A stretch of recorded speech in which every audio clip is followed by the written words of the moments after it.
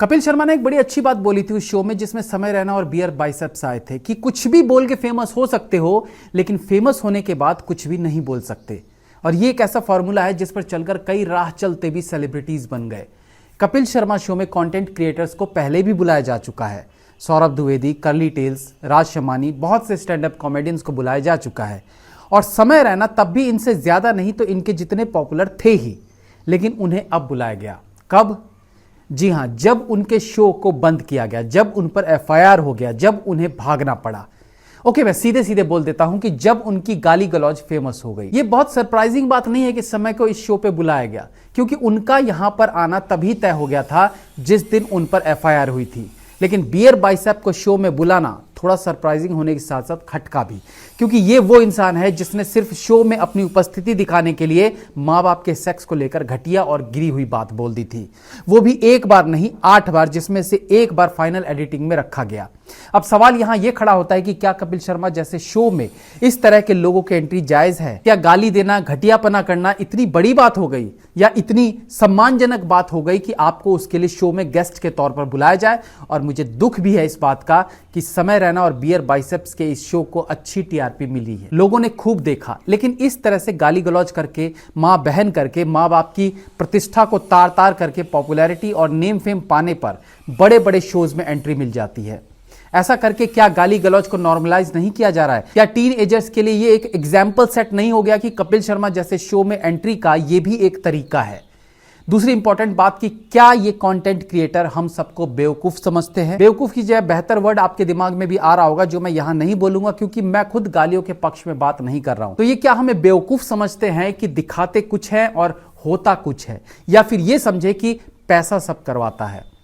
सुनील पाल समय रैना को आतंकवादी कहते हैं, उनकी गाली गलौज वाली कॉमेडी पर जमकर बरसते हैं, उन्हें खरी खोटी सुनाते हैं, और ऐसा करने से उनकी खो चुकी पॉपुलैरिटी उन्हें वापस मिलने लगती है। ये देखकर वो उसे और भला बुरा कहने लगते हैं, क्योंकि वो समय के नाम पर जितनी बातें बोल रहे थे, जितनी वीडियोस बना रहे थे, उन्हें उतनी पॉपुलैरिटी मिल रही थी। और सुनील पाल भी अपनी जगह सही है, वरना इतने पुराने चावल जो इनकी कॉमेडी आज के समय में सूट भी नहीं कर पा रही है किसी को, उन्हें आज भी लोग जान पा रहे हैं। तो ये कम बड़ी बात थोड़ी है। क्या है कि अगर गालियां ही देना अगर आपके परफॉर्मेंस का हिस्सा है तो फिर आपको कलाकार क्यों होने की जरूरत है? मेरे बिल्डिंग का वॉचमैन, उसको 10 रुपए के ज्यादा दारू पिला दो, वो आपसे अच्छी गालियां देगा और आपसे बढ़िया कंटेंट देगा। वो कलाकार नहीं है, लेकिन उसको छोड़ दो, ऐसा कैमरा लगा दो, आपसे बढ़िया कंटेंट देगा। ये कोई कंटेंट थोड़ी है। आज आप गाली दे रहे हो, कल कोई और देगा, परसों कोई और, क्योंकि ये तो टैलेंट तो है ही नहीं ना। 50-100 रुपए ज्यादा क्यों? तो उधर सुनील पाल हमें बताते हैं कि समय कितना घटिया इंसान है, इधर समय बताता है कि सुनील पाल कितना बेकार आदमी है, और फिर एक दिन दोनों एक साथ एक ही एड में नजर आते हैं।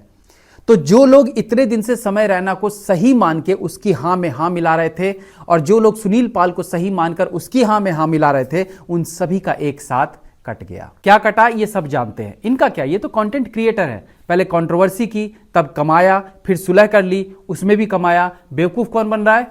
हम नहीं, आप। मैं तो मजे ले रहा हूं। मे भी आप में से बहुत से लोग भी सिर्फ मजे ही ले रहे हो, लेकिन फिर आप में और मुझ में फर्क है।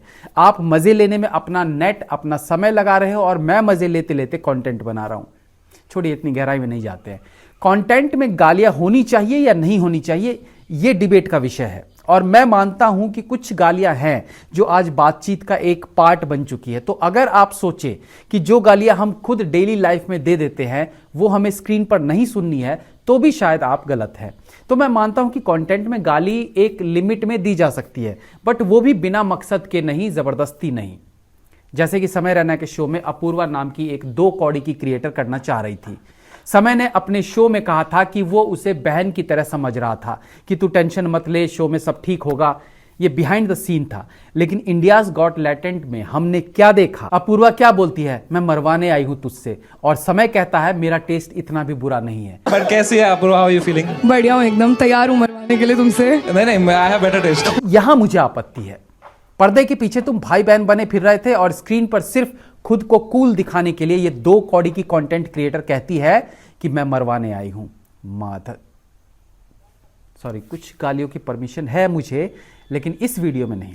तीसरी बात जो मुझे इस एपिसोड में नागवार गुजर रही है वो थी सुनील पाल की अखंड बेइज्जती। मुझे सुनील पाल पर बोली गई कई बातें बुरी लगी, जैसे कि आप ब्रश क्यों नहीं करते हो, जूते तो इन्हें बाहर से पड़ जाते हैं। सच कहूं तो कपिल शर्मा शो का एक ऑडियंस सेगमेंट जो आता था ना, जिसमें वो ऑडियंस से बात करते थे, उस सेगमेंट में अक्सर कपिल शर्मा ऑडियंस की बेइज्जती किया करते थे। मुझे वो सेगमेंट भी पसंद नहीं था। मैं हमेशा यूट्यूब पर जब ये शो देखता था तो ये सेगमेंट हमेशा स्किप कर देता था। लेकिन इस बार तो पूरा शो ही सुनील पाल की बेइज्जती के लिए बनाया गया था और इसी बेइज्जती से टीआरपी आने वाली थी। दुख हुआ सुनील पाल के लिए, लेकिन फिर फील हुआ कि भाई ऐसा तो नहीं कि सुनील पाल को यहां आके पता चला कि उसकी बेइज्जती होने वाली है। कुकर्म तो तुम्हारे भी कम नहीं थे, तुमने भी समय के नाम पर खूब पॉपुलैरिटी गेन की। ठीक है, मानता हूं कि शुरू में आप सच में समय की गालियों से हर्ट हुए, आपका वो वीडियो ईमानदारी से बनाया हुआ था, लेकिन फिर धीरे धीरे आपने मिर्जापुर का वो डायलॉग अपना लिया कि शुरू मजबूरी में किया था, अब मजा आने लगा है। खुद अपनी बेइज्जती करवाते रहो। समय रैना एक टैलेंटेड फनी इंसान है, उसकी हाजिर जवाबी का प्रेजेंस ऑफ माइंड का मैं कायल हूं और मैं मानता हूं कि उसमें इतना टैलेंट है कि वो बिना गाली गलौज किए भी बेस्ट कंटेंट बना सकता है। और जैसा कि उसने खुद अपने शो में कहा था कि गाली गलौज करने वाला इंसान संत बन सकता है, लेकिन संत गाली गलौज करे तो पब्लिक एक्सेप्ट नहीं करेगी। तो समय रैना के पास ऑप्शन है कि वो साफ सुथरा कंटेंट बना सकता है, पब्लिक उसे एक्सेप्ट कर लेगी। Last but not the least, Archana Puran Singh कभी कभी बहुत इरिटेटिंग लगने लगती है। वो एक इंटरव्यू में जब सुनील पाल के बारे में उनसे पूछा गया तो उन्होंने नाक सिकोड़ते हुए कहा उसका नाम मत लो, लेकिन शो में बैठती है उसे ही जज करती है। हर एक्टर के साथ तू तड़ाके से बात करना मुझे अक्सर बुरा फील कराती है। कई सीनियर एक्टर्स के साथ भी वो ऐसा ही करती है और इनकी आदत रही है जबरदस्ती का एक्टर्स के बारे में कुछ ऐसा बोलेगी कि लगे कि वो उनके कितने करीब है, जिससे ऑडियंस को घंटा फर्क नहीं पड़ता है। लाइक सुनील शेट्टी आती है तो बोलती है सुनील माना विल गेट एंग्री, माना उनकी पत्नी है। अरशद वारसी की पत्नी का नाम लेके कहेगी वो तुम्हें छोड़ेगी नहीं। अरे हमें पता है आप कई सालों से इंडस्ट्री में हो, आपकी जान पहचान होगी उनसे, लेकिन उससे पब्लिक को क्या लेना देना जो बेकार में बीच में घुस घुस के अपनी अहमियत दिखाने की कोशिश करती रहती हो। वैसे तो आप संस्कारी बनती हो, लेकिन गाली गलौज पर बोलने वाले सुनील पाल पर ऐसे नाक सिकोड़ती हो आप जैसे वो कोई घिनौनी सी चीज हो।